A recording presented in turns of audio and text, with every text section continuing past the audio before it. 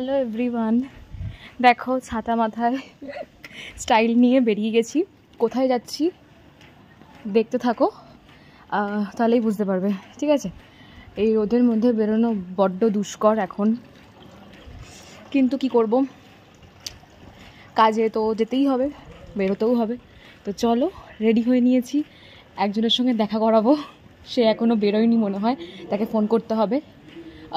তাকে ফোন করে নিই, সে কোথায় আছে দেখি। ঠিক আছে, তো চলো। আমি চলে এসেছিলাম মধ্যমগ্রাম ব্রিজের ওপরে।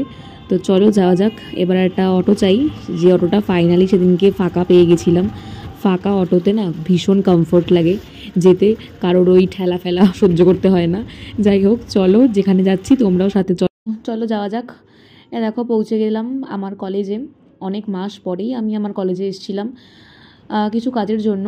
আর যার সঙ্গে এসেছিলাম এই যে এসে গেছে, তিনি খুব এসেই চিন্তিত হয়ে পড়েছে। তো দেখো, অফিস রুমে কিছু কাজ ছিল আমাদের, আর আমার মুখটা দেখো বিধ্বস্ত লাগছে আমাকে গরমের চোটে। তারপর মন ঠান্ডা করার জন্য আমাকে একটা স্প্রাইট কিনে দিয়েছিল এই বন্ধুটা। ও সত্যিই খুব ভালো। আর তারপর ওর সঙ্গে বেরোলে আমার কোনো চিন্তা থাকে না, ও সত্যিই খুব ভালো ছেলে। যাই হোক, ও যখন ব্লগটা দেখবে তখন হয়তো ভাববে আমি সিম্পাথি মেরেছি, বাট না, যদিও খুব ভালো ছেলে। তারপর আমাকে এই দেখো অনেক কিছু কিনে দিয়েছিল, লেসটাই খাচ্ছিলাম তখন। আর তারপরে বসে গেল নিজের ফোনটা নিয়ে ব্যস্ত হয়ে, কিছু একটা দেখাতে চাইছিল কিন্তু বুঝতে পারছিলাম না কী দেখাতে চাইছে। তারপর বুঝে গেছে ভিডিওটা নিচ্ছিলাম আমি ওর। যাই হোক, আমাদের কাজ কমপ্লিট হয়ে যাওয়ার পরে আমরা বাড়ি চলে আসছিলাম অটো করেই। আর অটোতে বসেও আমি ছাবলাচ্ছিলাম, বাট ও সেটা বুঝতে পারেনি, মানে আমি ভিডিওগুলো নিজে নিয়েছি।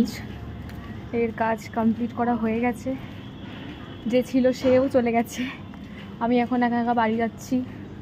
তো চলো, আজকের ব্লগটা কেমন লাগলো আমাকে কমেন্ট করতে ভুলো না। আবার কোনো নেক্সট ব্লগে দেখা হচ্ছে। তো সবাইকে টাটা। ওকে।